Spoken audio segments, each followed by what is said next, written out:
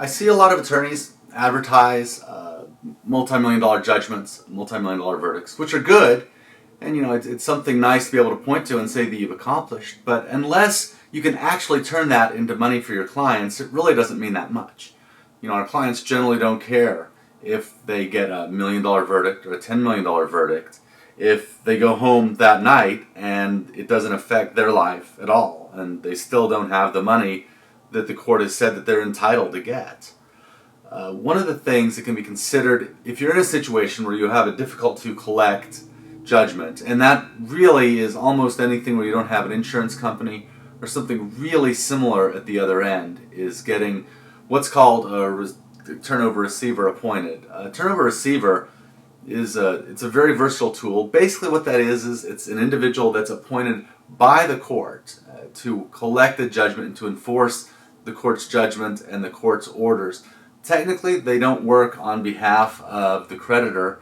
They're working on behalf of the court in order to enforce its judgment. Generally speaking, judges that go to all the time and the trouble and they invest their effort in the court system, and they want to see their judgments followed and they want to see their orders enforced. So generally speaking, if you're in a position where you've got a judgment but you're not able to do anything with it, you should really strongly consider getting a turnover receiver. A turnover receiver can do a number of things. One of the first things that they'll often do is find bank accounts, freeze and seize whatever's in the bank accounts. But something else that they can do, which really needs to be considered, is file what's called a fraudulent transfer cause of action. Fraudulent transfer basically is any time you know that you're going to get a judgment against you and you think you're going to be real tricky, and you give it to your friend or give it to your business partner or give it to some relative.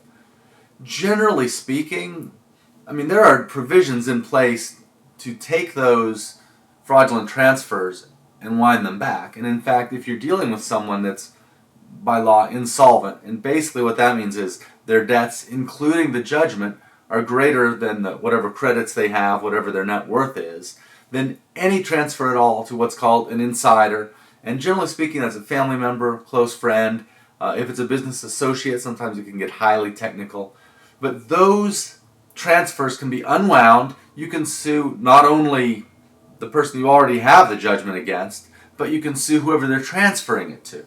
And generally speaking, if somebody says, hey, do me a favor, we'll kind of give you this money, you can keep some of it, and then they wind up getting sued, a lot of times things don't go so smoothly in that relationship between the creditor and the person that engaged in this fraudulent transfer.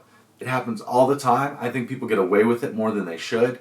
And a lot of times I think, oh, well, as long as I transfer it before the judgment, I'm fine. That's not true. In fact, even if you transfer it before the lawsuit's filed, if you don't transfer it until after you have reason to know that you're probably going to owe this money, that can be a fraudulent transfer. So really, what I would recommend is if you've got a judgment, you need to look into enforcing it, whatever that means. There's collection attorneys, and I've been a receiver, I've used receivers. It's an excellent tool, and a receiver is definitely a tool that anybody that has a judgment that they're not doing anything with needs to consider.